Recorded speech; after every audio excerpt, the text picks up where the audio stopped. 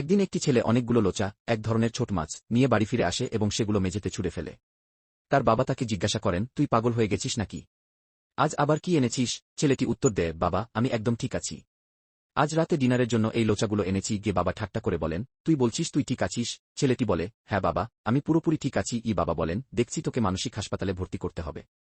এমন আজব কাজ করলে তো উপায় নেই কি। ঠিক তখনই ছেলেটির দাদা এসে উপস্থিত হন এবং নিজের ছেলেকে বলেন, চুপ কর, আমার নাতিকে কিছু বলবি না। বাবা বলেন, হ্যাঁ হ্যাঁ যাচ্ছি। তোদের দুজনেই পাগল মনে হচ্ছে কি। তারপর দাদা নাতিকে বলেন, বাবা তুই একটু বিশ্রাম নে, বাকিটা আমাকে দেখতে দে। তিনি মেঝেতে পড়ে থাকা লোচাগুলো কুড়িয়ে একটি হাঁড়িতে রাখেন, প্রচুর লবণ দিয়ে ভালোভাবে ধুয়ে ফেলেন।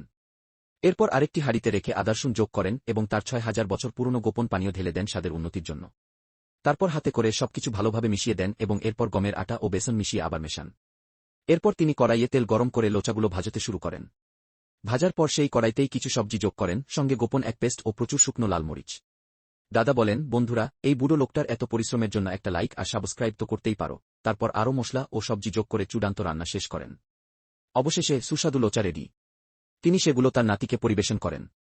নাতি খুশিতে আত্মহারা হয়ে খেতে শুরু করে। ঠিক তখনই বাবা আবার ফিরে আসে, কিছু লোচা তুলে খেতে শুরু করে এবং বলে, মনে হচ্ছে লবণ দিতে ভুলে গেছ। দাদা রেগে গিয়ে পুরো লবণের প্যাকেট বাবার বাটিতে ঢেলে দেন। তারপর দাদা বলেন,